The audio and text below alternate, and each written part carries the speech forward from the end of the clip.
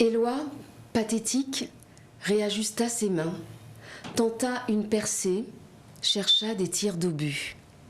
Le son même le quittait, refusait décollage, se plaquait, étouffé sur la peau du tambour.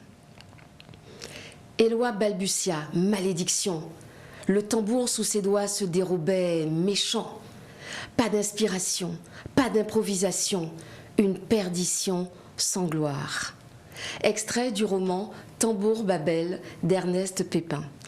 Bienvenue chers téléspectateurs, chères téléspectatrices et internautes dans ce nouveau numéro de votre émission littéraire Préface. La culture guadeloupéenne est riche. Elle est constituée d'apports amérindiens, européens, africains, indiens, libanais. L'histoire douloureuse et traumatique de la traite négrière a produit quelque chose d'inattendu, pour reprendre les termes d'Édouard Glissant quand il parle du processus de créolisation. Il affirme que la créolisation, c'est un métissage d'art ou de langage qui produit de l'inattendu. C'est une façon de se transformer de façon continue sans se perdre. Là où on aurait pu s'attendre à l'éradication des personnes arrachées des côtes africaines, au vu des traitements déshumanisants subis, on a au contraire constaté de nombreuses résistances au fil des siècles, lesquelles ont donné naissance aux populations afrodescendantes de l'archipel guadeloupéen. Parmi ces facteurs de résistance, le gros cas est sans doute un élément majeur. En effet, pour reprendre les mots de notre invité, le Gwoka a été transmis de génération en génération. Et aujourd'hui, jeunes comme moins jeunes pratiquent le Gwoka en tant que danse, en tant qu'instrument et en tant que chant. Notre invité a rencontré cette musique par le biais d'un ami. Bien que n'étant pas originaire de la Guadeloupe, il éprouve, alors qu'il faisait ses études de musicologie, un vif intérêt pour le Gwoka. Titulaire d'un doctorat en musicologie de l'université de Paris-Sorbonne, c'est sur le Gwoka qu'il a fait sa thèse. En 2021, il publie un ouvrage aux éditions de la Tour France qui aborde quelques aspects de sa thèse sous le titre « Sentiment et éloquence dans le Gwoka, deux esthétiques musicales inhérentes à l'histoire de la Guadeloupe ». J'ai l'immense plaisir d'accueillir sur ce plateau Gino Sidson, musicien vocaliste, musicologue, chercheur et auteur. Bonsoir Gino. Bonsoir Laure. Alors, je pense que tu as peut-être déjà aperçu 2 ou 3 émissions. Dans cette émission, c'est un entretien dans lequel je me permets de tutoyer mon invité. Avec grand plaisir. Avec grand plaisir. Alors, nous sommes partis pour quelques minutes. Tout d'abord, est-ce que tu peux nous raconter comment tu rencontres le Gwoka et qu'est-ce que cela a produit chez toi? Est-ce que cette musique t'a rappelé quelque chose de connu? Mais, comme tu l'as dit à l'entame de l'émission, j'ai découvert le Gwoka à l'université par le biais d'un ami guadeloupéen, enfin parisien, hexagonal, enfin guadeloupéen, mais né à Paris précisément. Et qui m'a fait découvrir après un cours sur la musique des Andes, un cours de musicologie, qui m'a fait écouter cette musique. C'est vraiment, pour moi, c'était une forme d'épiphanie, quoi.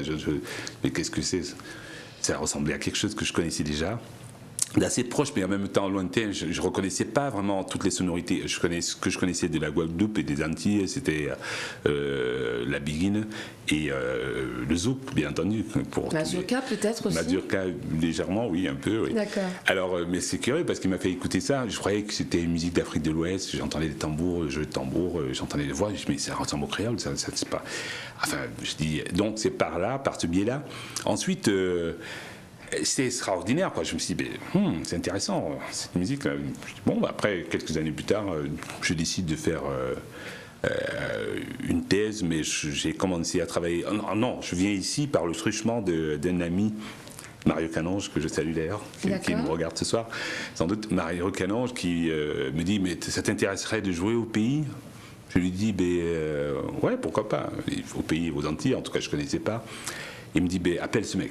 Je dis, je ne peux pas l'appeler, il faut que mon agent l'appelle plutôt. Il dit, non, appelle-le, c'est important en Guadeloupe. Donc, j'insiste, finalement il appelle Eddy Compère. Je dis, je ne peux pas le faire moi-même. Il appelle Eddy Compère qui est là. Bonsoir Eddy. Et il dirigeait le festival Creole Blues. D'accord. Donc il m'invite au festival. Donc voilà, la découverte est là, de la Guadeloupe surtout. Et le festival de Gros-Cas, donc. Non, pas le Creole Blues. Ah, le Creole Blues, pardon. Creole Blues Festival. Ça se déroulait au Moule. En plein air en plus. Ah oui, c'est ce qui est devenu après, oui, d'accord. Voilà, okay. Donc c'était un peu ça, je découvrais. Pourquoi je parle de ça? Parce que j'essaie d'aller de manière diachronique pour mieux cerner un peu mon entrée dans l'univers du Gros-Cas, en fait, parce que c'était pas une musique que je connaissais véritablement. J'avais les réminiscences de cette époque à l'université. On était en plus en Doug, donc c'est vraiment... Tout à fait. Et c'était curieux parce que je découvrais la Guadeloupe, mais c'était pas un endroit que je découvrais. Je retrouvais des choses de Douala, de la ville où j'ai vécu quand j'étais gamin. Oui, parce qu'en fait, je ne l'ai pas précisé, mais tu es originaire du Cameroun. Cameroun, voilà. Très bien. Alors c'était fascinant parce que j'arrive là, je dis mais ça me rappelle un peu, je vois la plage, je dis mais wow, c'est bien ici, moi j'adore. Voilà, de gros coups de foudre. Et après, plus tard, je décide de faire de la recherche, voilà, de faire une thèse. J'étais installé à New York. Suite à un documentaire, j'en ai très peu parlé d'ailleurs dans les interviews d'ailleurs, grâce à parce que le chanteur, le vocaliste Bobby McFerrin m'invite, après avoir travaillé avec lui bien avant ça, il m'invite à participer à ce documentaire, à une série de documentaires sur l'instinct musical qui s'appelle Music Instinct, Science and Song. D'accord. Et c'est curieux parce que j'arrive là et je découvre des choses, je dis c'est intéressant tout ça. Ça me turlupine quand j'intervenais là-dedans, j'avais comme spécialiste des musiques afro globales. Mais je n'étais pas chercheur, vraiment, que je faisais pas ça comme métier. J'étais musicien, toujours chanteur, et vocaliste. Et finalement, je décide de faire une thèse. Je dis je vais m'inscrire en thèse et puis je commence à travailler sur la bomba de Puerto Rico, qui ressemble un peu au Gros-Cas en fait. La différence qu'il y a 8 rythmes. Et ensuite, donc, j'en parle à une amie. Je lui dis, j'ai commencé ma thèse. Tu travailles sur quoi? Je dis, la bomba. Mais pourquoi tu travailles sur la bomba? Pourquoi tu travailles pas sur le Gros-Cas? Je dis, c'est vrai que j'ai beaucoup aimé la Guadeloupe. J'ai dit, ah ouais, Gros-Cas, ouais. Et tous ces souvenirs sont revenus. Et puis finalement, j'ai décidé de travailler dessus. Donc c'est un peu ça, quoi, l'entrée. D'accord. Oui.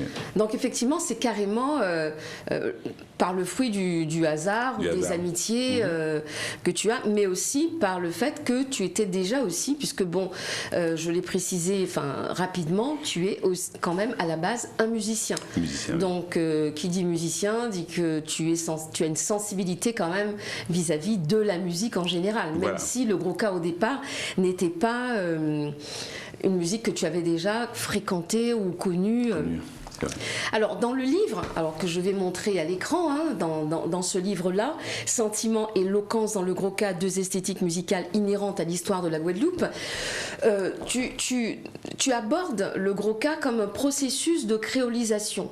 Alors est-ce que tu dirais qu'il a servi, le Gros-Cas, de lien, je dirais même de matrice, à ces millions de personnes mises en esclavage? Est-ce que tu penses que le Gros-Cas a pu servir à cela, cette musique-là?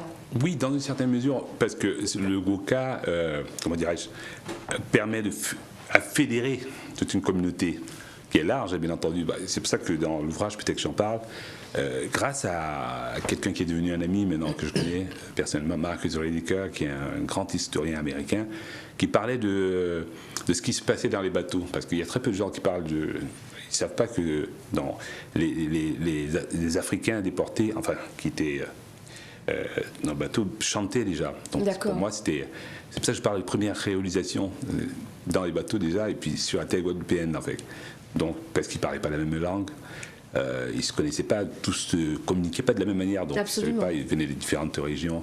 C'est vrai que parfois il y a une vision assez réductrice de l'Afrique, comme si c'était un quartier ou un village. C'est énorme, il y a une pléiade de cultures, de langues, c'est tellement divers. Déjà, je prends l'exemple du Cameroun, il y a 267 langues, pour la plupart, on dit dialecte, mais il y a beaucoup qui sont écrites d'ailleurs. Donc, arriver à ce niveau-là, t'imagines un peu, c'est un processus, c'est à l'origine de cette musique, parce qu'on ne peut pas parler Gros-Cas sans parler créole, de la langue créole, absolument, qui est l'idiome. On reviendra justement tout à l'heure là-dessus. Alors, je vais lire quand même quelque chose. Genèse du Gros-Ca et processus de créolisation. Le Gros-Ca est un genre musical né en Guadeloupe dont les origines remontent à la colonisation de l'archipel au XVIIe siècle et à la traite négrière meurtrière qui s'en est suivie. Et un peu plus loin, tu dis... les Africains arrachés à leurs terres, déportés et mis en esclavage sur cette île, développèrent un langage musical dont l'esthétique sonore s'appuie sur l'usage du tambour, du chant et de la danse. Un peu plus loin, tu dis, l'usage largement répandu de cet instrument percussif dans les aires géographiques dont les esclaves étaient originaires permit à ces derniers de développer un style musical qui leur était propre, style musical qu'ils s'efforcèrent de préserver en dépit de l'oppression culturelle, physique et symbolique. Donc, effectivement, on peut voir que, comme tu le disais tout à l'heure, grâce à cette musique, ils ont pu effectivement se lier, se relier. C'est peut-être aussi une façon de rappeler aussi d'où ils sont originaires, quoi, la terre. Alors, pour continuer, pourquoi écrire ce livre sur le Gros-Ca ? À qui s'adresse-t-il ce livre? Alors, est-ce que c'est pour mieux saisir les enjeux de cette musique, son histoire? Est-ce que c'est aussi pour mieux la comprendre? Parce qu'on pourrait se dire que nous c'est guadeloupéens, donc on connaît cette musique. Alors pourquoi toi tu décides qu'il faille écrire ce livre-là? Oh, excellente question. Pourquoi? C'est vrai. D'autant plus que je suis pas guadeloupéen. Mais c'est une fascination pour, comment dirais-je, je suis quelqu'un qui a une soif de l'altérité. En fait, je suis passionné de tout ce qui est, tout ce qui est différent de ce que je fais. En fait, même dans la pratique en tant que musicien, je vais jamais là où on m'attend. En tout cas, je vais là où je veux aller. Tout simplement, je suis très libre en fait dans ma démarche. Déjà parce que je trouvais que c'est une musique très sophistiqué, et le Gros-Ca m'a permis d'ailleurs de découvrir ma propre musique, les musiques de chez moi en tout cas, je dirais. D'accord. Et c'est extraordinaire parce qu'au début, quand j'étais plus jeune, ça ne m'intéressait pas les musiques traditionnelles, j'étais plutôt jazz, blues, ou bien funk, surtout funk, Kool and the Gang, T-Connection, Marvin Gaye, d'ailleurs on m'appelait Marvin Simpson quand j'étais plus jeune.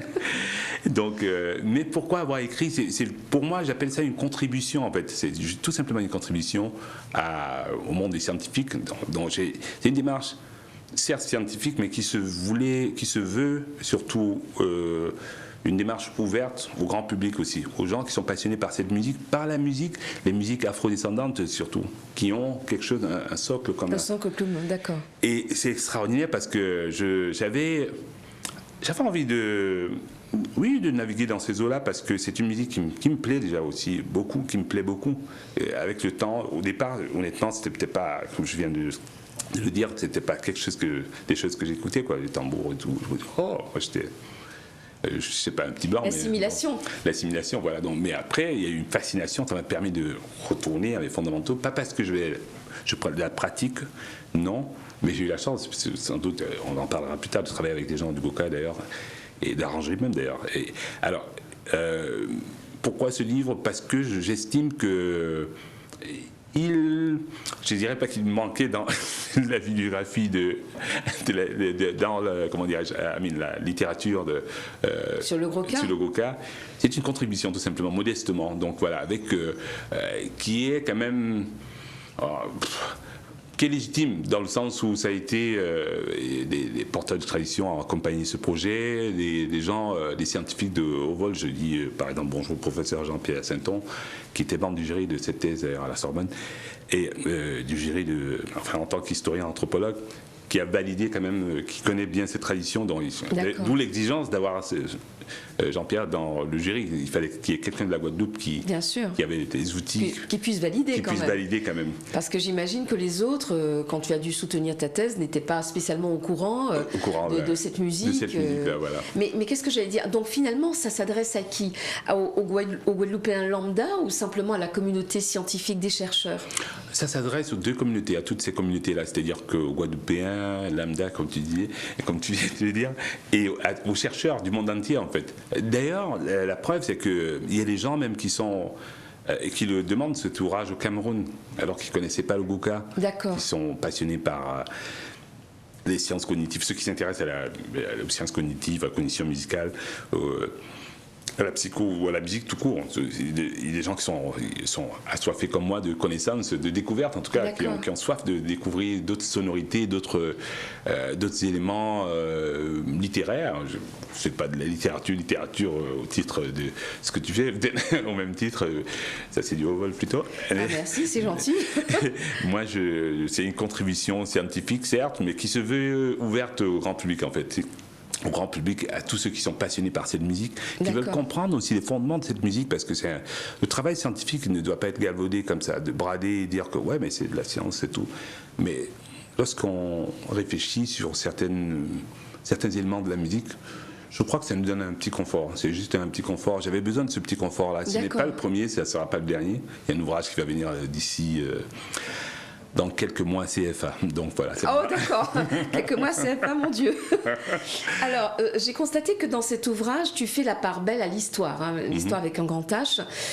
Par exemple, tu cites des chroniqueurs, notamment les plus célèbres que nous connaissons tous, du Tertre, Père Labat, et d'autres, qui ont observé donc les pratiques musicales des esclavisés. Parce que moi, je n'aime pas spécialement dire les esclaves, personne mise en esclavage ou esclavisé. En quoi le regard de ces chroniqueurs est-il important et quelle est l'opinion qu'ils ont sur la musique, Roca, et sur la danse? Donc, est-ce que tu pourrais nous lire, soit tu réponds avant ou soit page 68, 69, 70, est-ce que tu pourrais nous lire quelques extraits et aussi la page 75? Alors, non pas que je suis venue, je t'ai invité pour faire de la lecture, mais bon, je me dis, par exemple, à partir de... donc là c'est Adolphe Granier de Cassagnac, et à partir du moment où c'est écrit la nuit c'est pour les nègres. La nuit c'est pour les nègres un moment de douceur suprême, incomparable et que les blancs ne comprendront jamais. Pour les blancs, la nuit est le moment du repos. Pour le nègre qui ne travaille qu'à contre-cœur, la nuit c'est le moment de la danse. Il s'imagine qu'il est encore l'homme aux trois quarts sauvage des rives du Sénégal et des côtes de Mozambique. Il oublie qu'il a travaillé aujourd'hui et qu'il faut dormir en paix et réparer ses forces pour recommencer demain. Le tambour là et le nègre qui doit l'enfourcher comme un centaure ôte déjà sa chemise pour soutenir plus à l'aise sa lutte effrayante avec la peau d'âne. Oulé, le roulement commence, c'est le bamboula. Très bien. Alors moi je vais poursuivre à la page 69. Le premier caractère propre à la danse du nègre, donc là c'est toujours donc l'observateur Granier de Chassagnac qui parle. Le premier caractère propre à la danse de nègre, c'est que les danseurs ne quittent jamais la terre. Le nègre ne connaît pas la danse sautillante. Un peu plus loin, en outre, le nègre danse en même temps avec ses pieds, avec ses bras, avec sa tête, avec tout son corps. Il prend successivement 20 postures inimaginables. Tantôt il est accroupi, tantôt il est debout, maintenant il se renverse, maintenant il se penche, etc. Et enfin, il arrive au second caractère propre à la danse nègre, c'est qu'elle n'est limitée dans sa durée que par les forces du danseur. La contredanse a des figures. Donc, pourquoi faire parler comme ça ces chroniqueurs? Quel regard j'ai-il et pourquoi ça a été important pour toi? Pour moi, il fallait contextualiser. Pour moi, le Goka, c'est un fait social total, au sens de Marcel Mauss, qui était le neveu de Durkheim, d'ailleurs, de l'Émile Durkheim. Pour moi, c'est un ensemble de choses. I mean, it's not like just a piece of cake, comme on dit en anglais, c'est un ensemble. Il fallait que je replonge dans l'histoire, que je convoque aussi l'anthropologie, je convoque la philo, il y a une grosse partie philosophique et des sciences cognitives, comme je disais tout à l'heure, et bien sûr la musique, musique, les partitions. Pourquoi? Parce que c'est des témoignages qui sont importants pour mieux, pour contextualiser, pour comprendre comment ça s'est installé dans le temps. Cette musique s'est installée ici en Guadeloupe et comment elle était perçue aussi. J'y vais en tant que scientifique en fait. La démarche est vraiment, en ce cas c'est le scientifique qui parle, c'est pas le musicien qui dit oh ils disent des conneries ces gens-là, c'est méchant, ils insultent, ils insultent. Il fallait que je mette un peu de distance là-dessus, donc voilà, et que oui voilà, donc que je prenne ça comme un élément d'analyse en fait, beaucoup plus. C'est comme un silence dans un entretien. Je vais te prendre un exemple, je sais pas, j'en parlais à un ami l'autre jour. Je viens faire de la recherche ici, du terrain, peu d'ethnographie dans ce travail. C'est le b.a.-ba, c'est le b.a.-ba, quoi. Donc je lui pose la question, c'est quoi le goka? Il me dit, tu vois la fille là? C'est le goka, ça. La fille qui marche devant moi. Elle marche, elle regarde comment elle bouge. Et du Tom Black. Je regarde, je dis, mais pourquoi il me dit ça? En fait, il avait bien répondu à la question. C'est pas juste un élément. C'était à toi de pouvoir à décoder. moi de pouvoir décoder, comprendre pourquoi il m'a dit ça, pourquoi. Je le dis tout le temps aux étudiants. Je dis, ben, ouvrez les oreilles, ouvrez les yeux, regardez tout, négligez rien du tout. N'allez pas en disant, ouais, voilà, moi je regarde juste ce petit bout-là, ça va. C'était très important pour moi de replonger là-dedans, pour voir un peu les témoignages et comment ils considéraient la danse, même leurs erreurs, des erreurs d'appréciation. Plus tard, même, il y a le père là-bas qui va dire il y en a un qui joue un rythme régulier, il y a 2 tambours, et l'autre tape n'importe comment. Tout à fait. Parce que pour lui, il ne comprend pas. Parce que justement, j'ai noté que le regard de Dutertre et le regard de Père Labat ne sont pas les mêmes. On a un regard plutôt, alors je ne veux pas dire valorisant chez Dutertre, mais c'est comme s'il évitait d'être dans le jugement négatif, alors que j'ai constaté que chez le Père Labat, il y a vraiment une dépréciation. Est-ce que c'est parce que Labat était pro-esclavage et que Dutertre peut-être avait une forme d'humanisme? Est-ce que ça aussi, ça a contribué à l'appréciation? Je ne me suis pas posé la question, c'est vrai, ça bouscule. C'est vrai, je ne me suis pas posé cette question-là, mais je pense que aussi c'est une erreur d'appréciation de sa part, parce que méconnaissant de cette musique-là, je vais encore prendre un exemple. Je venais d'arriver à New York, j'ai quitté la France en 2000, donc j'arrive en 2001, je monte mon groupe. Je joue une musique, ma musique à moi, donc je remets toutes les partitions au groupe. Dans le groupe, le contrebassiste est américain, caucasien. Le pianiste est caucasien, mais brésilien, donc il connaît toute la musique là. Le batteur aussi est caucasien, mais français France hexagonale. Hexagonale, oui. Et bien, je joue, au bout d'un moment, je fais « Heba !» Tout le monde comprend, mais sauf le contrebassiste américain caucasien. Mais qu'est-ce qui se passe? Après on lui dit non, le batteur français se lève, il dit non, Candino, tu devais jouer le mi bémol majeur 7 ici, mais t'es pas parti, c'est un morceau à moi qui s'appelle Wowo. Alors il n'est pas parti, mais il n'a pas compris, il me dit ouais mais pourquoi? Pourtant j'ai fait un signe, il y avait un signal qui arrivait.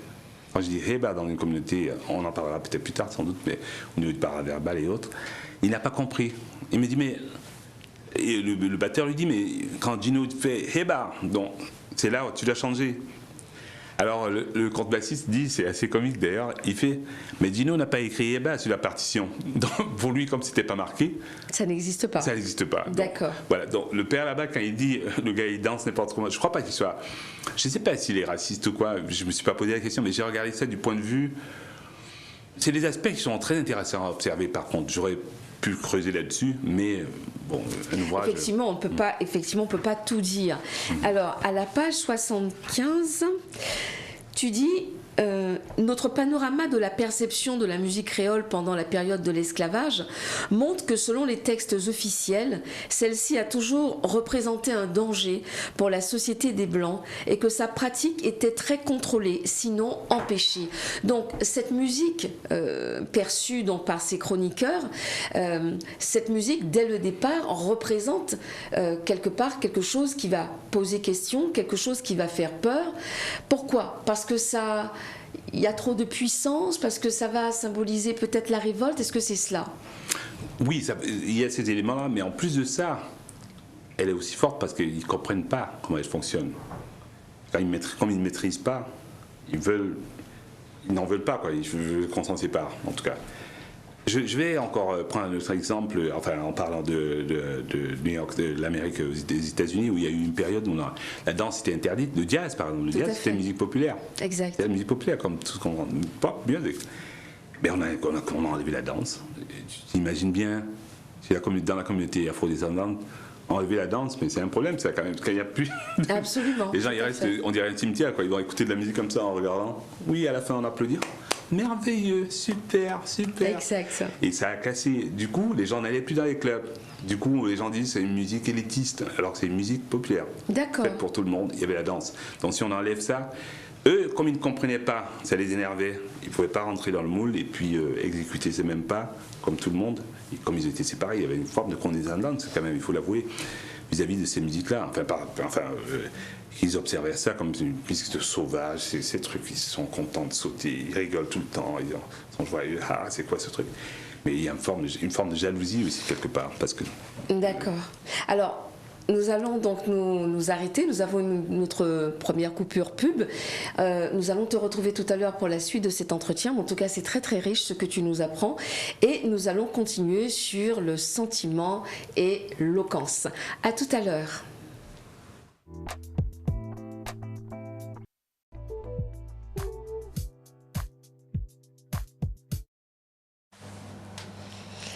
Nous retrouvons notre invité Gino Sitson pour la suite de cet entretien sur l'ouvrage donc qu'il a commis, Sentiment et éloquence dans le gros cas, deux esthétiques musicales inhérentes à l'histoire de la Guadeloupe.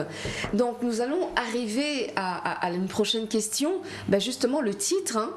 Le titre de l'ouvrage interpelle le non-initié ou la non-initiée que je suis, Sentiment et éloquence. Alors si le mot sentiment fait penser aux émotions, le mot éloquence m'a rappelé donc le verbe latin loquor qui signifie parler sans cesse, dire. Pourrais-tu définir ces termes pour nos téléspectatrices, téléspectateurs et internautes, s'il te plaît? Le sentiment, c'est un terme polysémique. On peut prendre la première explication, c'est donc, que polysémique, plusieurs sens. Plusieurs sens, pardon. Et donc, quand on dit sentiment, jouer un morceau selon son sentiment. Quand on joue un grage, on joue de telle manière, on joue un tumblak de telle ou telle manière. Donc c'est un style, ça pourrait au départ être comme une forme de style ou de ressenti. De ressenti par rapport au genre musical exécuté. D'accord. Et d'autre part aussi, quand on dit avoir le sentiment, alors c'est autre chose. Bon, pour faire court, ça va être dans l'ouvrage, ceux qui vont plonger là-dedans, ils verront beaucoup plus. Ça remonte à l'histoire, c'est très complexe. C'est pas complexe véritablement, mais je dis c'est plus dense que ça. C'est au-delà, ça va au-delà. Pour faire simple, on va dire, c'est comme les notions de groove, de feeling, de swing. Tu vois, c'est quelque chose de cet ordre. Donc si j'ai bien compris, parce qu'on sait que dans le gros cas, enfin on sait. Certains peut-être ne le savent pas, il y a 7 rythmes dans le gros cas. Donc si je comprends bien, en fonction de ces 7 rythmes, il y a un sentiment alors, ou c'est le sentiment en général qui caractérise la musique gros cas? Ou est-ce qu'en fonction de chaque rythme... D'où la polysémie. D'accord, ok, très bien. Le sens premier, enfin commun, c'est, je ne sais pas si c'est le premier, en tout cas un des sens, ça veut dire que le feeling, ce qu'on appelle feeling, communément, le ressenti, voilà. Et puis l'autre sens, c'est la charge émotionnelle qu'on émet selon le morceau exécuté, en fait. On joue selon un sentiment, on chante selon un sentiment, on joue selon le style musical joué, le genre musical, le rythme qu'on a. Donc en fait, si j'ai bien compris, en fonction de ce que le chanteur va éprouver à ce moment-là, c'est cette charge émotionnelle qu'il va mettre dans le morceau. Dans le morceau, voilà. Et dans la façon dont l'autre aussi, puisque qui dit chanter dit qu'en face il y a réception. Donc dans la façon dont les spectateurs ou les auditeurs vont ressentir, les gens vont capter la charge émotionnelle véhiculée par le chanteur. Selon le rythme. Selon le rythme joué. Voilà. D'accord. Là, c'est vraiment un raccourci, parce que c'est plus dense que ça. Oui, j'imagine. Pas trop complexe. C'est beaucoup plus que ça. Mais pour l'émission, sinon on va passer 15 heures à parler. Dans l'ouvrage, vraiment, tout est détaillé. C'est vraiment, ça remonte à l'histoire, ça remonte à plein. Ça englobe beaucoup plus d'éléments que ça. En fait, ça. Comment dirais-je, il y a un copain qui m'a dit, je vais citer Gustave Labéca, justement, le musicien qui a commis un ouvrage sur les rythmes goka, en tout cas, qui disait le sentiment, c'est comme un accent, on le reconnaît. D'accord. Donc, mais qui ont d'ailleurs, qui reconnaissent cet accent, ça c'est un autre débat. Est-ce que justement cet accent, comme tu dis, est-ce que ce sont des gens qui sont déjà du terroir qui arrivent à le reconnaître, ou est-ce que quelqu'un qui n'est absolument pas, qui ne connaît pas cette musique-là, pour qui cette musique serait totalement étrangère, est-ce qu'il peut capter le sentiment ou pas du tout? Pas nécessairement guadeloupéen, mais quelqu'un qui il faut une forte immersion dans la culture, quand même, qui soit imprégné, vraiment, qui est baigné là-dedans. Il y a des guadeloupéens qui n'ont rien à voir avec cette musique, qui ne comprennent rien à cette musique, donc guadeloupéens, mais ça ne les intéresse pas. Mais ce qui est intéressant surtout, c'est que lorsque je faisais des tests perceptifs, j'ai fait écouter des morceaux des légendes du Boca, surtout de ceux qui improvisent aussi, improvisent en tout cas. J'ai fait écouter à plusieurs, j'ai fait des tests perceptifs en ciblant des personnes qui n'étaient pas concernées, qui ne faisaient pas partie de ces chanteurs, de la famille de ces chanteurs, donc les gens qui étaient à l'écart, mais qui connaissaient cette musique, quoi. Et il y avait, par rapport au test, ça se voyait finalement qu'il y avait une forme de nostalgie qui se dégageait. D'accord. De la voix. Donc les gens, ça leur rappelait quelque chose d'ancien, tu vois. Et puis d'autre part, ce qui a été amusant, c'est que j'ai fait écouter à une amie à moi à Paris, qui est chanteuse, métropolitaine, enfin de la France hexagonale, on va dire ça comme ça. Et je lui fais écouter une chanteuse, elle me dit, une qui était parmi les personnes, enfin un audio de chanteuse d'ici, et elle a trouvé ça très émouvant de savoir, elle était très touchée, elle me dit mais ça me touche, c'est très beau ce qu'elle fait, comment elle chante, je lui ai dit tu sais que c'est peut-être la dernière là, au niveau du sentiment. Elle me dit bon, comment ça se fait? Donc ça veut dire, c'est très subjectif, c'est pas subjectif, mais c'est que il faut vraiment faire partie de cette tradition musicale, de bien la comprendre pour savoir qui a le sentiment, qui ne l'a pas. Je vais même plus loin d'ailleurs, lorsqu'on par exemple on parle de la notion du swing, il y a des gens qui jouent du jazz en France, ou bien je prends l'exemple de la France, mais ça n'a rien à voir avec le jazz de New York ou bien de New Orleans. D'accord. Mais rien du tout, ils jouent des notes mais ils ne jouent pas la musique. C'est un peu ça, cet ordre-là en fait. La musique, ça va au-delà. I mean, it goes beyond the notes. Ça va au-delà des notes, voilà. C'est pas juste des notes qu'on joue. C'est les notes, bien sûr, il faut les jouer, très bien. Mais ça va au-delà. Au-delà. D'accord. Et là, ceux qui perçoivent, qui comprennent, qui connaissent cette musique-là, quoi, qui sont surtout les porteurs de tradition, ils peuvent dire qu'ils peuvent évaluer d'ailleurs. Ce qui m'a intéressé d'ailleurs dans ce travail, c'est surtout de voir quels sont les critères de jugement esthétique d'une musique. Exact. Alors justement, est-ce que tu peux nous citer un peu certains critères? Alors, qu'est-ce qui va faire dire, par exemple, quand on va écouter les Boulaguel, qu'est-ce qui va faire dire, tiens, alors Boulaguel, c'est cette musique qui est interprétée non pas avec l'instrument K, mais avec la bouche, et qui va reproduire des sons comme si c'était effectivement l'instrument tambour. Qu'est-ce qui va faire dire, tiens, mis en belle Boulaguel, voilà un beau morceau interprété en Boulaguel? Mais je me réfère toujours aux porteurs de tradition, et puis ces gens qui sont outillés dans la matière, enfin qui connaissent vraiment cette culture musicale, qui sont bien aguerris, quoi. Ils n'en parlent pas beaucoup, mais ils savent. D'accord. Je fais encore un petit, c'est pas un impair, mais je fais un peu une référence, enfin j'interpelle un peu mon pays, le Cameroun, où je posais la question à un ami, comment ça se passe éveillé dans ma région, où vient mon père, mes parents, mon père précisément. Eh ben, il me dit, oui, c'est les femmes par exemple qui chantent dans les veillées. Bon, il y a une section, vraiment, les femmes qui chantent. Et je dis, mais comment le chanteur, la chanteuse principale, comment on sait qui va chanter? Il me dit, mais on sait qui sait faire l'affaire, on sait. Tout le monde sait, on ne se pose pas la question, quoi. On ne vient pas là comme ça, on rentre dans la ronde, on chante, tout ça. Ça me renvoie encore à mes années à la Sorbonne, où mon directeur de thèse, je lui dis, mais moi, dans une veillée au Cameroun, je ne peux pas chanter, quoi. Je n'ai pas le niveau. Il me dit, ah bon, vous êtes un grand chanteur, vous avez une expérience extraordinaire. Je lui dis, mais ça n'a rien à voir, parce que je n'ai pas ce truc-là, de la tradition. D'accord. Il ne suffit pas d'avoir... c'est intéressant comme question, ça me permet de... J'invite tout le monde à lire cet ouvrage, vraiment, c'est pas pour faire de la pub, pour... en même temps, oui. Hein. Mais, non, je veux dire que c'est pas pour forcer les gens à lire, mais c'est assez passionnant, c'est pour ça que j'ai du mal à donner une définition comme ça en 2 secondes, c'est pas quelque chose qu'on peut dire, qu'on peut définir en 2 secondes, dire voici le sentiment, voici l'éloquence. C'est beaucoup plus complexe, c'est pour ça que ça convoque l'histoire, ça convoque tous ces éléments, la philo, la psycho, les sciences cognitives, oh là là, c'est dense. Et sans être barbare non plus, hein, c'est quelque chose qui est digeste quand même comme ouvrage. Et ce qui est curieux, c'est que je lui ai dit ça, il me dit, je lui dis, non, parce que j'ai pas tous ces éléments-là. Déjà là, bonne maîtrise de la langue créole, bien parler la langue créole avec un bon accent, bien...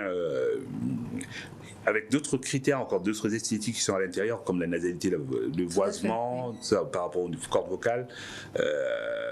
Lorsque les cordes vocales vibrent, le voisement, c'est ça, justement, j'essaie de...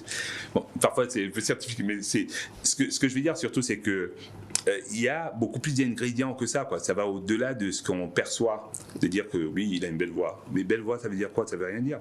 Il a une belle voix. D'accord. Qu'il la trouve belle. Il y a des chanteurs qui ont fait une grande carrière, on ne va pas les citer, mais on disait qu'au départ, ils auraient chanté méconnus, ils n'auraient jamais eu de succès, quoi. Mais quand ils ont eu du succès, tout le monde a dit oui, il est vraiment fort ce gars. Exact. Parce qu'il y avait une adhésion populaire, parce qu'on entendait, on avait l'habitude d'entendre. Dans le cas des musiques traditionnelles, c'est encore plus complexe parce que les gens qui connaissent vraiment cette musique-là, ils savent que déjà, il faut bien maîtriser la langue, il faut savoir la manier, quoi, dont on parlera le camp, c'est éventuellement, je pense, savoir comment phraser, articuler, installer cette mise en congruence qui est recherchée par le chanteur aussi, par rapport à son public qui est là. Et c'est extraordinaire, c'est fabuleux. Alors justement, tu soulignes, donc, on va revenir sur le mot loquence tout à l'heure, tu soulignes que le langage corporel joue un rôle essentiel. Est-ce propre au gros cas ou est-ce une caractéristique des musiques en général? Et qu'est-ce que ce langage corporel aurait de particulier dans le gros cas? Oui, le langage corporel. D'ailleurs, quelque chose que j'ai oublié de préciser, c'est que vraiment je me suis concentré sur la voix dans cet ouvrage. Donc vraiment, c'est beaucoup plus par rapport au chant. Le tambour est là de temps en temps, mais beaucoup plus sur la voix. Donc voilà. Et le langage corporel, pourquoi? Parce que pour moi, j'ai l'habitude de le dire d'ailleurs, le corps du chanteur, c'est une deuxième partition. Si vous avez la partition, tu as une partition devant toi, tu es en train de jouer, si tu ne le regardes pas, tu ne sais pas ce qui va se passer. Donc tout peut arriver, quoi, à tout moment. Parce qu'il faut en fonction de son corps, tu joues, en fonction de ses inflexions. C'est extraordinaire, le corps. Le corps est très important.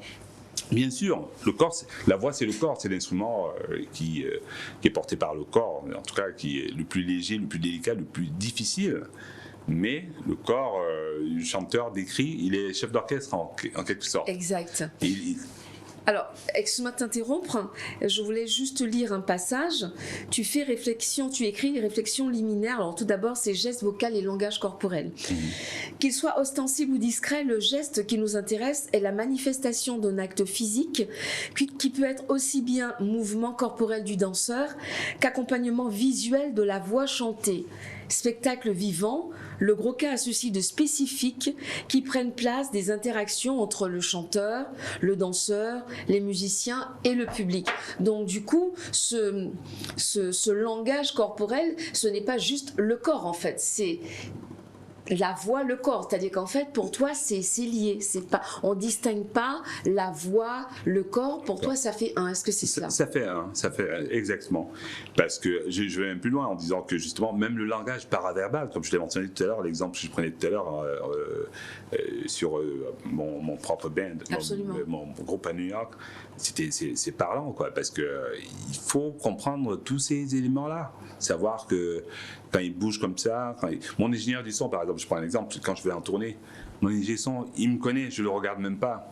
Je n'ai pas besoin de le regarder, il sait comment je fais. Il y a des gens qui sont tout le temps surpris, il est toujours avec sa tablette dans la salle comme ça, il me suit partout.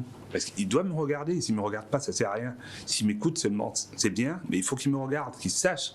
Je n'ai pas besoin de le regarder, c'est lui, moi c'est moi qui chante. Donc dans le gros cas, c'est ce qu'on retrouve aussi. Oui, c'est ce qu'on retrouve aussi. Le corps du chanteur est très important. Les inflexions de la voix, les tenues de notes qui vont avec la projection de sa voix, les inclinaisons, tout ce qu'il va faire.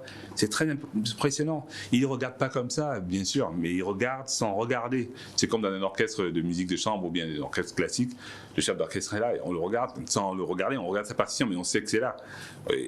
Mais au moins, là, c'est très carré. Quand je dis carré, une façon de parler, mais je veux dire, c'est très... Codifié. Quoique le mot, non, je dirais même pas ça, mais c'est très...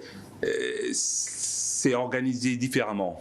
Nos codifications à nous sont très très importantes. Ah oui, non, je n'étais pas en train de dire que chez le gros, dans la musique gros cas, c'est pas codifié. Non, attention, ouais, parce que justement, ce sont juste d'autres codes, en fait, tout simplement.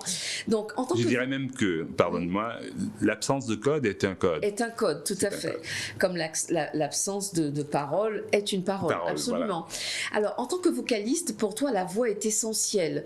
Tu parles dans l'ouvrage du geste du chanteur, chef d'orchestre. Alors justement, j'aimerais bien que tu développes ça. En quoi le chanteur de gros cas est-il un chef d'orchestre particulier, voire même original? Oui, en fonction de ce qu'il chante, de ce qu'il projette comme son par le truchement de sa voix, on joue d'une certaine manière. on joue. C'est spécifique au Goka, certes, mais c'est à toutes ces musiques de, comment dirais-je, de afro-globale, je dirais plutôt afro-descendante ou africaine en tout cas, où la voix du chanteur est vraiment le chef d'orchestre. Son corps, sa voix dirige l'orchestre en fait. Alors, excuse-moi, vas-y, continue.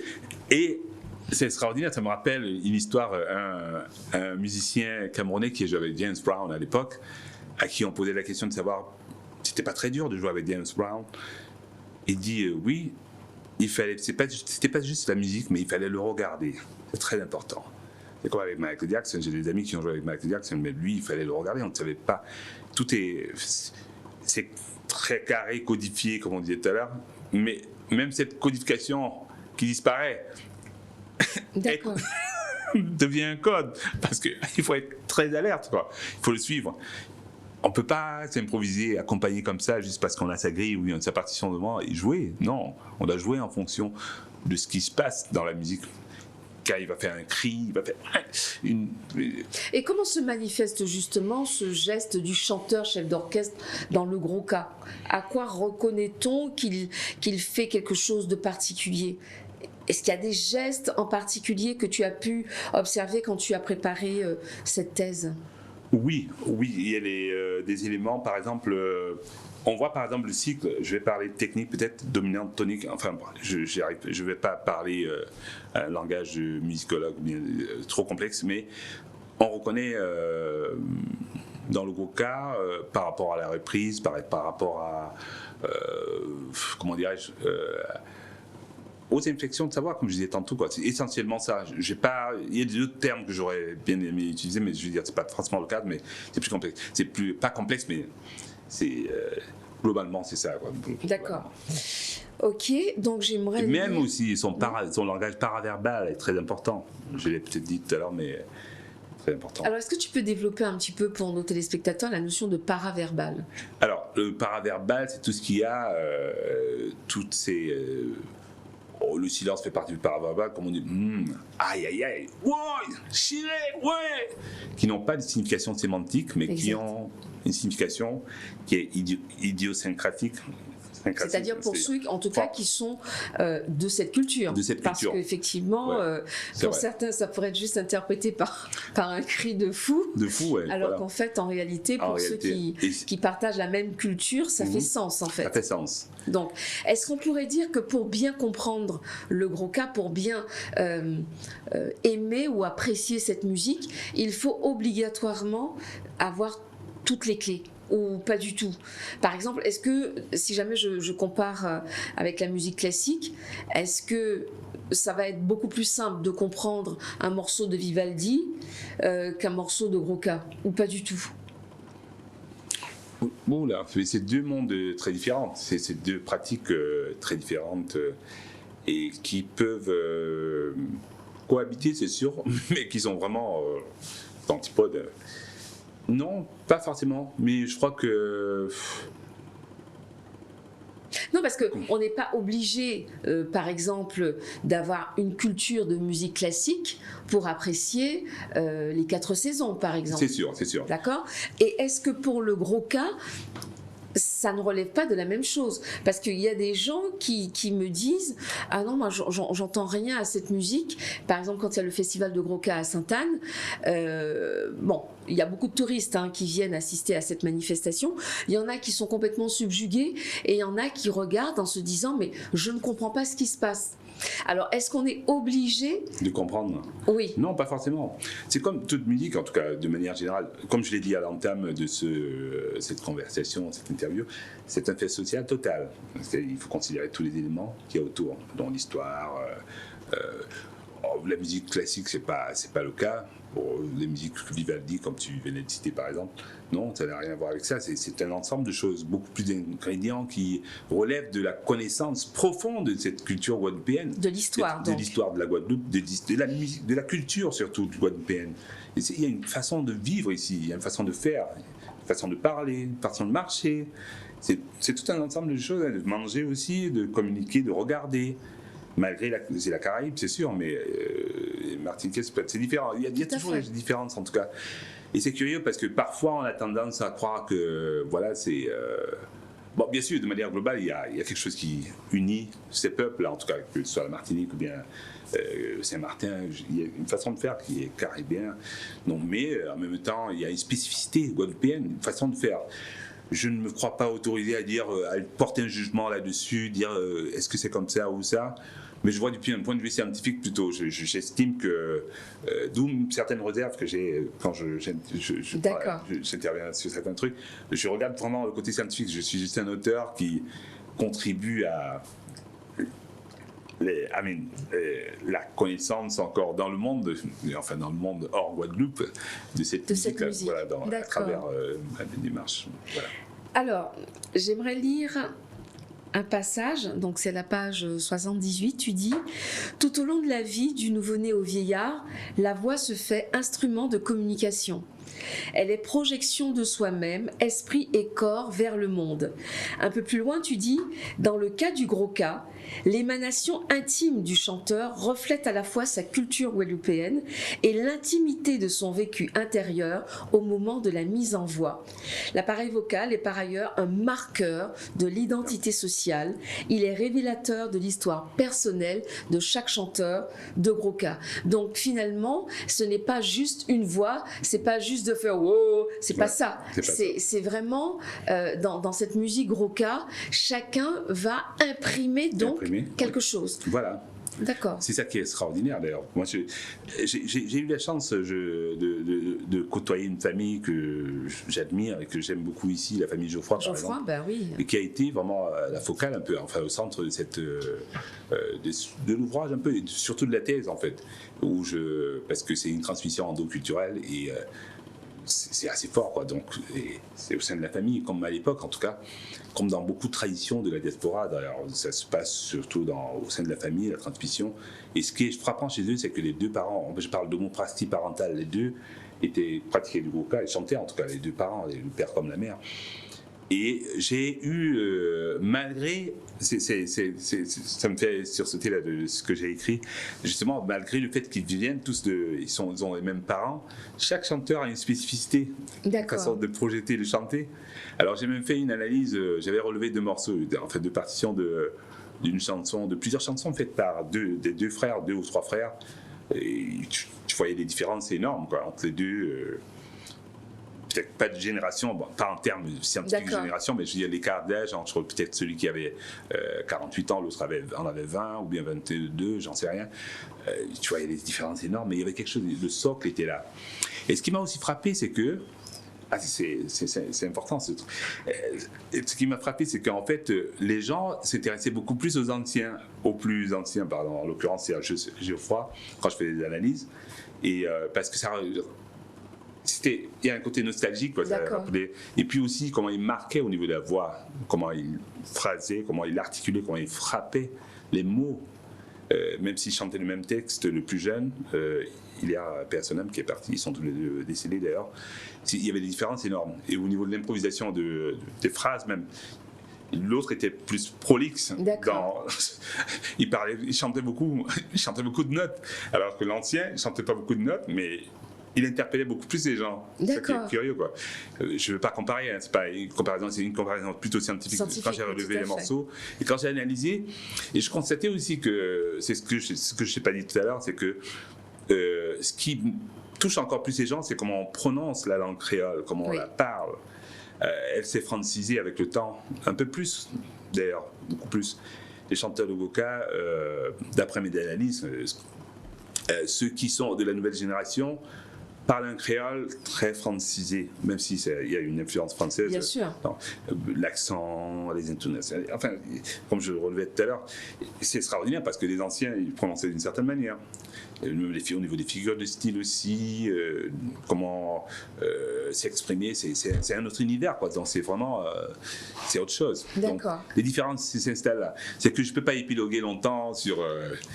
sans avoir lu l'ouvrage, peut-être que ça sera difficile pour il faut le lire. Il faut le lire pour voir qu'il y a une pléiade de choses à découvrir. C'est extraordinaire, quoi. Mais j'en suis encore ému aujourd'hui d'avoir eu la chance de faire ce travail de découvrir ces choses-là aussi dans cette culture, et qui est un peu mienne quelque part. Alors, on va poursuivre. Tu décris le Gros Cas comme un triptyque, c'est-à-dire 3 parties, tambour, chant, danse. Alors, parlons de la danse. Tu dis que le danseur ou la danseuse a un corps parlant. Moi, j'ai beaucoup aimé cette expression-là parce que je me suis dit, alors oui, on a déjà parlé du paraverbal, c'est-à-dire tout ce qu'on ne dit pas mais qui parle à notre place, mais un corps parlant, peut-on dire que celle ou celui qui danse est un porteur de mémoire, c'est-à-dire mémoire des souffrances passées en lien avec l'esclavage ? Est-ce que quand effectivement on regarde ce danseur ou cette danseuse avec ses pas très spécifiques, est-ce que c'est une mémoire qui est en train de s'exprimer à ce moment-là, ce corps parlant? Oui, mais comme cet artiste, les artistes sont des passeurs certes de savoir, mais de mémoire en tout cas. Ce corps-là, il porte en lui-même une mémoire, je dis ancestrale, ça fait un peu fantasmer, mais mémoire, tout court, c'est simplement une histoire. Et c'est fascinant, quoi. Donc, il parle à ces personnes-là qui comprennent, qui décodent aussi, qui observent, qui scrutent comme ça tout le temps et qui s'abreuvent aussi de cette. J'adore la danse en fait, j'adore la danse. Un bouquin, moi je suis passionné, je danse pas bien, mais j'adore. Je trouve que c'est extraordinaire parce que le corps raconte l'histoire du peuple, de cette musique, quoi. Il y a des gens qui vont dire, il y a des pas. D'après, j'ai pas fait des études vraiment pointues sur la danse voca, j'avoue.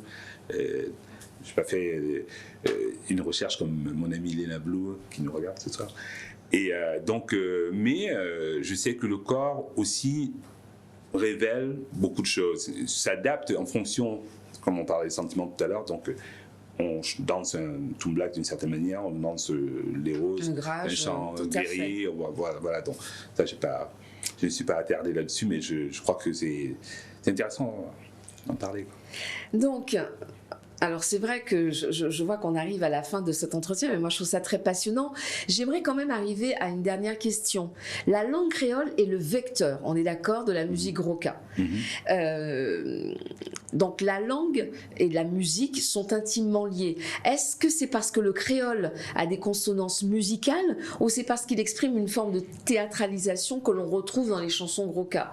Parce que quand j'entends effectivement les chanteurs raconter, parce que j'ai l'impression qu'ils racontent une histoire dans les chansons, pourquoi ça ne peut se faire qu'en créole selon toi?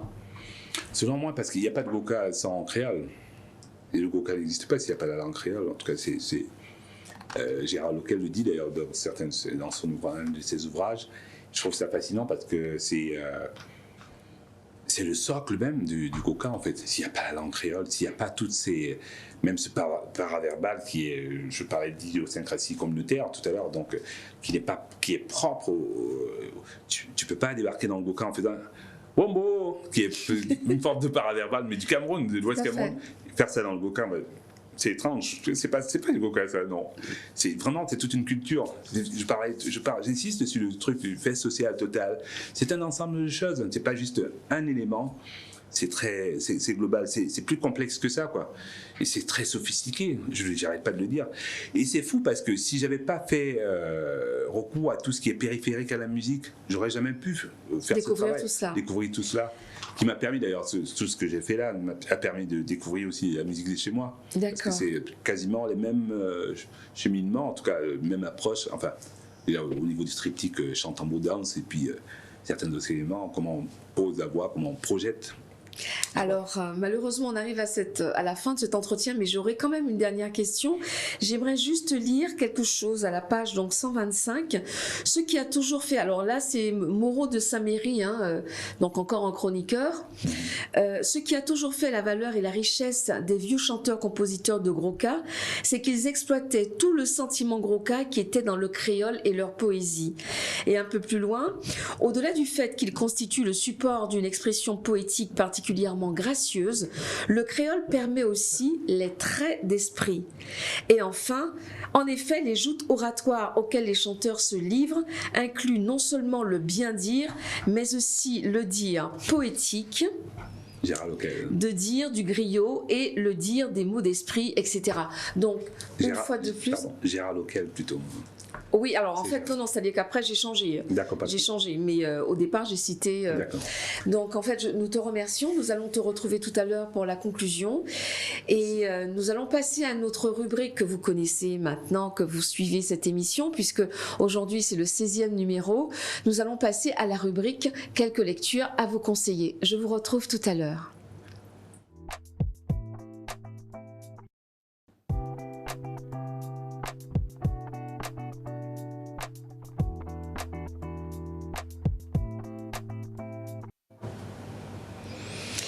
Donc, nous retrouvons la rubrique quelques lectures à vous conseiller aux éditions Negmaron. Un ouvrage de Wendy Zaibo qui s'intitule Corset de cuir. Corset de cuir, c'est une routine méditative, inspiration de mots, expiration de mots. Alors, inspiration de mots MAUX et expiration de mots MOTS. S'extirper du regard de l'autre pour se raconter en conscience, détendre les mailles du corset, soulager l'écorce et enfin commencer à respirer. L'heure est venue de célébrer nos corsets de cuir. Aux éditions Nestor maintenant, un ouvrage à destination des enfants. Kumba, le petit manicou de Marcelin Patricia. Kumba, le petit manicou rêveur, solitaire, ne manquera pas de te surprendre, surtout par son intrépidité. Va-t-il pouvoir visiter une autre île, celle aux belles eaux, la Guadeloupe, pour nouer de nouvelles amitiés ? Patricia Marcelin, toujours à travers les relations animales, cette fois avec deux espèces emblématiques souvent menacées, nous préfigure avec cet album ce que devrait être l'amitié entre les hommes par-delà leurs différences. Et enfin, aux éditions Une voix, une histoire, vous savez déjà, je vous parle souvent donc de ces éditions. Pourquoi ? Parce qu'elles mettent en voix notre littérature caribéenne et maintenant même au-delà des frontières de la Caraïbe, puisque de plus en plus, vous aurez accès à des ouvrages qui viennent du continent africain. Aujourd'hui, je vais vous parler de Chiméan de Valérie Rodney, lu par Manixiar Titeka. Depuis quelques années, Jacqueline, jeune avocate martiniquaise installée à Paris, s'est éloignée de sa famille et de son île. Mais la mort foudroyante de son père l'oblige à rentrer précipitamment au pays et à renouer avec sa demi-sœur Noémie, une adolescente abandonnée par sa mère depuis sa naissance. Rongée par la tristesse et les regrets, Jacqueline doit trouver la force d'organiser l'enterrement de sa petite sœur. Mais rien ne se passe comme prévu. Toute sa méticuleuse organisation est chamboulée par l'apparition d'une défunte voisine lors de la veillée mortuaire. J'espère que vous apprécierez donc ces lectures que je vous ai conseillées. Et maintenant, nous allons passer à une autre rubrique que vous commencez de plus en plus à apprécier, notamment parce que maintenant, il y a des enfants qui s'intéressent donc au fait de nous faire des vidéos pour parler des lectures qui les intéressent, des lectures qu'ils ont envie de partager avec nous. Je voudrais juste faire un petit rappel.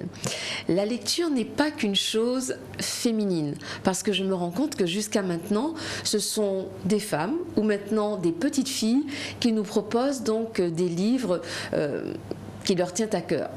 J'aimerais bien aussi voir des hommes. Alors bientôt il y aura un petit garçon. Alors je lance un appel aux messieurs, n'est-ce pas ? Aux messieurs chez qui on a toujours dit que vous étiez forts, que vous étiez... Alors j'aimerais bien avoir une vidéo d'un homme qui nous parle d'une lecture qui a retenu son attention. Je rappelle aussi que vous pouvez m'envoyer cette vidéo de 2 à 3 minutes à l'adresse suivante lauretarer@gmail.com.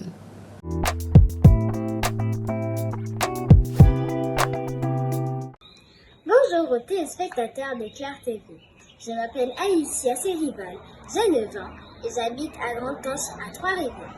Je suis scolarisée en CM1A au pensionnat de Versailles. Je vais vous présenter un ouvrage que j'ai aimé qui s'intitule Sacha, Nina et la forêt malade de Mylène Poilévin, publié aux éditions Negmao. Pourquoi ai-je choisi cet ouvrage ? Parce qu'il raconte une belle histoire d'amitié entre deux filles venant de deux peuples différents, l'un de l'autre, qui vont réussir à s'entendre pour protéger la nature. C'est l'histoire d'une fille de 13 ans qui s'appelle Sacha, qui vit en harmonie avec son peuple dans la forêt. Un jour, elle constate que les plantes ne parlaient pas, même les plus bavardes. et que d'autres ont carrément disparu. Très inquiète, elle avertit le chaman qui envoie des éclaireurs pour connaître la raison de la maladie et de l'étrange silence des plantes. Un jour, Sacha se promène dans la forêt pour essayer de comprendre ce mystère. Elle voit une fille de son âge qui tombe dans de la terre mouvante. Elle appelle à l'aide. Sacha la sauve et elles deviennent très amies une après-midi. Cette nouvelle copine qui s'appelle Lina emmène Sacha chez elle pour la remercier. Sacha découvre alors que Nina habite dans une énorme bulle visqueuse comme du pétrole. À l'intérieur de la bulle, il y a des maisons et tout le confort moderne. Nina lui explique que tout cela est possible grâce à l'énergie des pierres précieuses que sa mère prend dans la forêt. Sacha comprend que les plantes sont malades à cause du peuple de Nina et s'enfuit. Les deux copines se retrouvent près d'un arbre dans la forêt pour parler. Elles décident d'organiser une réunion pour que les deux peuples se comprennent. À la fin, le peuple de Nina utilise moins d'énergie et les plantes se remettent à parler. La moralité de l'histoire. Malgré la différence des peuples, avec l'amitié, nous pouvons vivre en harmonie.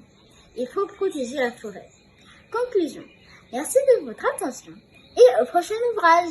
À bientôt.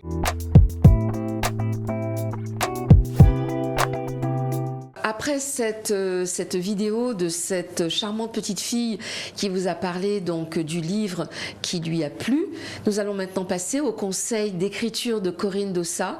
Aujourd'hui, c'est la capsule numéro 8. Donc, pour ceux qui suivent depuis le début les conseils de Corinne, vous savez effectivement qu'elle est toujours passionnée et prête à vous donner les conseils les plus judicieux pour améliorer votre écriture, mais surtout pour vous aider à aller jusqu'au bout du projet que vous avez entamé. Je vous laisse l'écouter.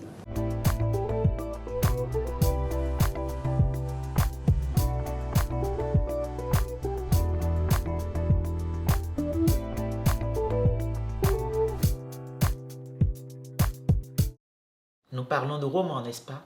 Alors nous allons parler aujourd'hui du protagoniste de votre roman et de l'antagoniste. L'une des règles du romancier lorsqu'il se consacre à son ouvrage et qu'il le souhaite passionnant, palpitant pour ses lecteurs, est de porter une attention particulière à ces deux personnages. Le protagoniste est le moteur de l'histoire. L'antagoniste, à l'inverse, en est le frein. L'antagoniste entre en opposition avec le protagoniste et de cet affrontement provient l'une des sources principales de conflit dans le roman. Pourquoi est-ce qu'il y a cet affrontement? Généralement parce que l'un et l'autre ont des objectifs différents qu'ils souhaitent atteindre et qu'à un moment ou à un autre, ces objectifs se télescopent, empêchant ainsi la réalisation du but atteint. Une lutte s'impose alors dont l'objectif est pour l'un et l'autre de gagner. Parfois d'ailleurs l'objectif est le même. Prenons par exemple deux boxeurs qui sont sur un ring. Leur objectif est le même. Ils veulent tous les deux gagner. Mais il y aura le protagoniste et l'antagoniste. Là où c'est important, votre lecteur, il s'attachera à celui qui aura le plus de souffrance, le plus de raisons de gagner. Ça peut être par exemple le plus vieux, dont c'est le dernier combat. Votre lecteur va s'identifier à celui-là parce que ce sera celui-là pour lequel il y aura le plus de ressorts émotionnels pour lui. Dans tous les cas, c'est vraiment important de travailler ces deux personnages parce que c'est en comprenant leur tourment intérieur, passé, présent ou futur, que le lecteur trouvera en lui un moyen d'identification. D'ailleurs, parfois, l'antagoniste n'est pas humain. Ça peut être par exemple dans les films catastrophes, un tremblement de terre, ça peut être un incendie, peu importe. Mais très très important, travailler les personnages du protagoniste et de l'antagoniste parce que ce sont là les ressorts principaux et les sources principaux d'émotions dans votre roman.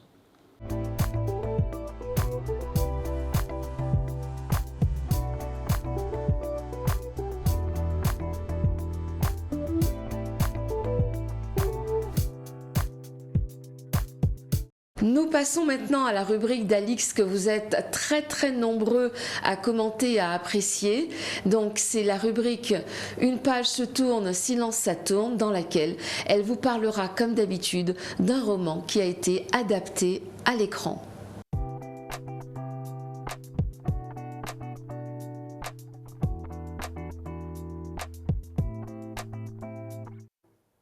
Bonjour, bonjour. Aujourd'hui, je vous propose de découvrir l'histoire de l'adaptation de Gatsby le Magnifique. L'auteur de ce roman est l'Américain Francis Scott Fitzgerald, né le 24 septembre 1896 à Saint Paul, Minnesota, et mort le 21 décembre 1940 à Hollywood. Représentant de l'ère du jazz, il est aussi celui qui lance la carrière d'Ernest Hemingway. Son écrit le plus célèbre, Gatsby le Magnifique, est publié en 1925 aux États-Unis et traduit en français à partir de 1926. L'histoire se déroule à New York dans les années 20. Il est souvent décrit comme le reflet des années folles dans la littérature américaine. Le narrateur, Nick Carraway, a quitté son Middle West natal pour venir s'installer à New York et apprendre le métier de courtier en valeurs. Préférant ne pas vivre en ville, Nick emménage dans le quartier de West Egg à Long Island, une banlieue chic, où son plus proche voisin, Jay Gatsby, organise de somptueuses fêtes dans sa non moins somptueuse villa. Gatsby est un personnage mystérieux. Certains affirment qu'il a été espion à la solde des Allemands durant la Première Guerre mondiale, d'autres ont entendu dire qu'il mène des activités douteuses. Personne en tout cas ne sait réellement d'où vient sa fortune. Devenu rapidement l'ami et le confident de Gatsby, Nick comprend surtout que si cet homme multiplie les réceptions extravagantes, c'est dans le but d'attirer chez lui la belle Daisy Buchanan, un amour de jeunesse aujourd'hui marié à un autre et qu'il souhaite ardemment reconquérir. Gatsby est le chef-d'œuvre de Fitzgerald, un roman arrangé parmi les classiques de la littérature américaine. C'est surtout une satire mordante de l'égoïsme d'une partie de la société, obnubilée par la gloire et l'argent. Le récit est traversé par l'amertume, la mélancolie et le constat de la vacuité de l'existence. Sur le personnage de Gatsby plane l'ombre du désenchantement. Il représente une sorte d'homme-enfant bercé par la nostalgie de ses souvenirs amoureux d'avant-guerre. Publié le 10 avril 1925, le livre est édité à 75 000 exemplaires, mais il atteint difficilement les 25 000 exemplaires vendus. À la mort de Fitzgerald en 1940, dès 1925, le livre est retiré des librairies pour défaut de lecteurs. Le livre est réédité en 1934 et le tirage de 6 000 exemplaires rencontre malheureusement le même insuccès. Pendant la crise des années 30 et la Seconde Guerre mondiale, il tombe pratiquement dans l'oubli. Dans les années 50, il est à nouveau réédité et trouve alors rapidement un grand cercle de lecteurs. Durant les décennies suivantes, il devient un texte couramment étudié dans les lycées et les universités du monde entier. La construction du roman et son découpage en 9 chapitres ne relèvent pas du hasard. Dans les 4 premiers, Fitzgerald célèbre la jeunesse, l'espoir, l'éclat de la fête. Dans les chapitres 6 à 9, c'est la mélancolie qui l'emporte. Gatsby réalise son rêve, mais il perd ses illusions. Le drame se noue, il pleut quasiment tout le temps. Le changement d'atmosphère est radical. Entre ces deux parties très différentes se trouve le 5e chapitre, point central où tout bascule. C'est celui des retrouvailles entre Gatsby et Daisy, celui à partir duquel l'amoureux transi va doucement glisser vers son funeste destin. Fitzgerald a écrit son roman pendant un séjour en France, au moment où Zelda, l'amour de sa vie, le trompe avec un autre. Une situation qui le poussera dans une crise sentimentale extrême. Il déclarera d'ailleurs « J'ai arraché Gatsby le Magnifique de mes entrailles dans un moment de détresse ». Que retenir de ce texte magnifique? Peut-être simplement une vérité trop souvent vérifiée. Tout s'écroule lorsqu'un rêve poursuivi pendant des années devient une réalité. En ce qui concerne l'adaptation cinématographique du livre, tout commence en 1926 avec le film muet d'Herbert Brennan, The Great Gatsby, seul long métrage réalisé du vivant de Francis Scott Fitzgerald. Warner Baxter est Gatsby tandis que Lois Wilson joue Daisy. En 1949, c'est dans Le Prix du silence d'Elliot Nugent qu'Alan Ladd interprète ce célèbre personnage de la littérature américaine. Puis c'est au tour de Robert Redford en 1974, dans une adaptation à nouveau fidèle au roman. Cette fois mise en scène par Jack Layton. Afin d'assurer le succès de son entreprise, le réalisateur britannique ne lésina pas sur les moyens, en s'adjoignant notamment les services de Francis Ford Coppola au scénario, mais surtout il bénéficia d'un budget particulièrement conséquent pour reconstituer le faste des fêtes hollywoodiennes des années 20. En signant The Great Gatsby, Jack Leyton, accompagné par de remarquables comédiens, parvient à faire vivre ce personnage aussi fascinant que mélancolique et mystérieux au sein d'une société folle et en quête d'identité, avec une maîtrise tant dans le fond que dans la forme, nous entraînant dans ce fragment fragile de l'histoire américaine. Par la suite, en 1999, Gatsby le Magnifique se transforme en opéra avec le ténor Jerry Aldwell et la soprano Dawn Upshaw. Suive un an plus tard une adaptation télévisuelle avec Paul Rudd dans le rôle de Nick Carraway et Toby Stephens dans celui de Gatsby. Puis G, en 2002, un film très éloigné de l'œuvre originale. Enfin, la version 2013 de Baz Luhrmann avec Leonardo DiCaprio et Carey Mulligan est présentée à l'ouverture du 66e Festival de Cannes. Dans la nouvelle version du film, c'est DiCaprio qui interprète le personnage charismatique de Gatsby. Il a le même charme aveuglant que Robert Redford.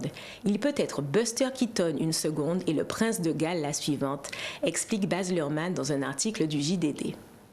Il faut dire que le réalisateur a un petit faible pour l'acteur depuis leur première collaboration en 1996 pour le film Roméo plus Juliette, qui a d'ailleurs lancé la carrière de celui qui allait devenir quelques années plus tard le héros de Titanic. Dans Gatsby le Magnifique, on retrouve bien la patte du réalisateur de Moulin Rouge. Choix d'une bande-son anachronique, décor gigantesque, personnage qui jongle entre l'absurde et le tragique, symbole presque divin. On peut même déceler plusieurs points communs entre Nick Carraway et Christian, interprété par Ewan McGregor dans Moulin Rouge. Même naïveté, même ambition. Le gros point positif de cette adaptation reste la place que le réalisateur a voulu donner au personnage principal. En effet, on sent que Baz Luhrmann a pris le parti de lever le voile sur l'histoire de Jay Gatsby. On en sait plus sur ses origines, son parcours, son amour pour Daisy, son mensonge pour la reconquérir, la vérité que ce dernier recèle. Tout cela ainsi que la fibre d'humanité apportée par les personnages de Nick et de Gatsby donne un peu de profondeur au film. Avoir choisi Leonardo DiCaprio semble déjà un pari peu risqué, mais réussi. À presque 40 ans, l'acteur américain n'a peut-être jamais semblé aussi solaire que dans Gatsby. Lorsqu'il apparaît à l'écran après de longues minutes, le film prend réellement son envol. L'intrigue s'éclaircit, l'histoire d'amour prend tout son sens et le jeu des acteurs fonctionne. Si à l'inverse, le virage que prend le film pour virer vers une relation amoureuse impossible a donné du gré à moudre aux détracteurs, histoire à l'eau de rose, procédé narratif éculé, lenteur du rythme, incompatibilité entre l'univers de Luhrmann et celui de Fitzgerald, Gatsby le Magnifique est pourtant une réussite à plus d'un titre. Sous ses airs de comédie musicale, le 5e film de Baz Luhrmann ne laissera personne indifférent. Le film est un succès au box-office avec plus de 350 millions de dollars de recettes et est récompensé pour ses décors, ses costumes et sa direction artistique. Ma rubrique se termine. Merci de m'avoir écouté. Alix, nous te remercions une fois de plus pour cette rubrique toujours très passionnante. Nous retournons vers toi, Gino. Alors c'est vrai que tout à l'heure, je disais que je n'avais pas pu te poser toutes les questions parce que c'est vrai que cet ouvrage est très passionnant. Mais peut-être une dernière question avant que je ne te laisse conclure. Dans la conclusion du livre, non, avant ça. L'origine du mot gros cas, tu soulignes que cette origine serait incertaine, d'accord ? J'ai cependant noté que tu établis donc des traces d'un héritage africain.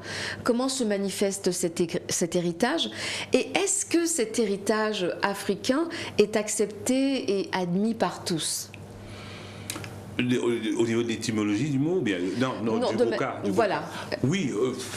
Est-ce que ça fait encore polémique ? Est-ce que les gens disent « Ah ben non, ça n'a rien à voir avec l'Afrique ». Bité en nous. Ouais, bité en nous, il n'y a rien d'Africain dedans, il n'y a rien d'Africain dedans. Ou au contraire, est-ce qu'aujourd'hui, tout le monde est OK sur le fait qu'il y a une origine africaine dans le gros cas ? C'est comme c'est une amie qui a dit un jour que l'Afrique n'a pas besoin d'être nommée. Dans le gros cas, elle est là, quoi. Elle est là, elle est très présente. Donc, je ferme les yeux, j'écoute la musique, je me retrouve sur le continent quelque part. Donc voilà, donc c'est pas un fantasme ou quoi que ce soit. Mais donc ça fait plus débat. Ça fait plus débat, c'est une évidence. Mais le seul problème qu'il y a, c'est que en fait, je comprends ceux qui veulent pas mettre ça en avant parce que c'est pas de la musique africaine, c'est de la musique guadeloupéenne, c'est une musique. C'est pour ça que j'ai parlé d'origine, effectivement. Oui, voilà, d'origine, oui, bon, les origines sont là, donc, mais c'est une musique essentiellement guadeloupéenne, ça, il n'y a même pas de doute là-dessus, même s'il y a des ramifications, enfin, il y a des. On part de quelque part quand même, on ne vient pas de Jupiter, donc c'est évident.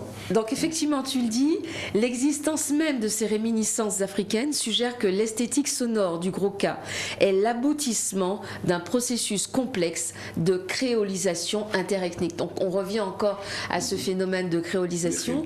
Donc oui, il y a une origine, mais comme tu dis, avec tous les apports de tout ce que nous sommes devenus, en fait, c'est une musique guadeloupéenne. D'accord. Pour conclure maintenant, dans la conclusion de ce livre, tu affirmes que le gros K peut être pensé comme une forme de pensée. J'ai beaucoup aimé cette phrase. Alors la question que je vais te poser pour conclure, le gros K aurait-il selon toi un rôle politique ? Ah ouais, il y a encore quelqu'un qui m'a dit un jour que j'ai dit, c'est un peu trop, qu'il n'y a pas, quand on parle du Goka, l'idéologie n'est jamais loin, quoi, donc la politique n'est jamais loin.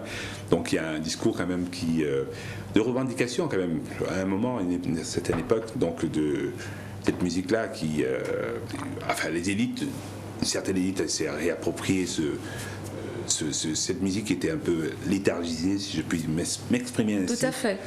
Elle était cantonnée à certains lieux voilà. Et dans l'éducation que beaucoup de Guadeloupéens et Guadeloupéennes ont reçue, c'était gros K, c'est bité un Viennègue. C'est quand même comme ça qu'on a qualifié cette musique pendant donc des années. Voilà. Et on se retrouve aujourd'hui à l'honorer, à l'encenser, notamment grâce à ce festival de gros K qui a lieu chaque année à Sainte-Anne.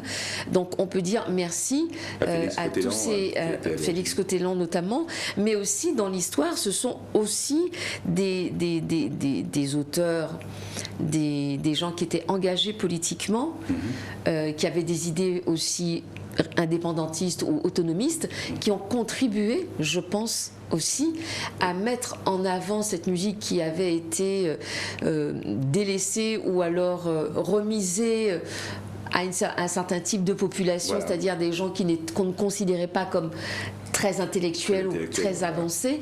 Et aujourd'hui, on se rend compte que c'est le phénomène inverse, que justement tout le monde s'approprie, enfin tout le monde, en tout cas beaucoup plus de gens se l'approprient et arrivent à se reconnaître et à s'identifier. Alors Gino, je te laisse le mot de la fin. Quelle conclusion ? En tout cas, merci de m'avoir reçu dans cette émission, magnifique émission que je regarde assez régulièrement, même depuis New York. Donc, merci beaucoup. Chez moi, vraiment, je trouve fabuleux de prendre cette initiative de parler des ouvrages, des livres, parce qu'il faut dire que je suis né dans les ouvrages aussi, donc mon entrée en musique est passée par les ouvrages, parce que j'en lisais tellement. Mon père, il ne faisait que ça dans sa vie. Il y avait plus de livres chez moi qu'autre chose. Donc voilà, donc j'ai été nourri d'ouvrages, et puis je ne sais pas celui qui lisait le plus dans la maison, donc, mais j'aimais lire parce que j'aimais comment les mots dansaient. Je voyais de la musique là-dedans. D'accord. Et c'est fabuleux, donc merci pour cette émission qui fait du bien au cerveau. C'est important pour nous. Nous qui regardons de l'autre côté, qui est très loin d'ici. Et merci au peuple guadeloupéen qui m'a accepté, qui a accepté que je rentre dans leur musique. Je travaille là-dessus modestement et que j'apporte un peu mon grain de sel dans comment dirais-je, dans ce sentiment et cette loquence. Voilà, et cette loquence aussi. Et puis voilà, donc que tout aille bien pour tout le monde et puis que Dieu vous bénisse. Voilà. Gino Sitson, nous te remercions. Je rappelle que l'ouvrage s'intitule Sentiment et éloquence dans le gros K, deux esthétiques musicales inhérentes à l'histoire de la Guadeloupe. Gino, où peut-on se procurer cet ouvrage ? Oui, cet ouvrage, on peut le trouver partout à la librairie Point Lire. Point Lire au Moule, n'est-ce pas ? On peut le trouver aussi en ligne sur ce site de l'éditeur Delatour France. D'accord. Il y a un lien sur mon site internet qui est www.ginositson.com. Donc il y a un lien qui va sur le site. Qui permet d'arriver jusqu'au livre. D'arriver jusqu'au livre. Et puis vraiment, C'est pas parce que c'est mon livre, mais je suis content. Tu quand le même. recommandes? Ouais, je vous le recommande vivement, les amis. Hein. Nous te remercions en tout cas. Merci, chères téléspectatrices, chers téléspectateurs et internautes. Je vous retrouve bientôt et je vous dis merci de nous avoir suivis. À bientôt. Au revoir.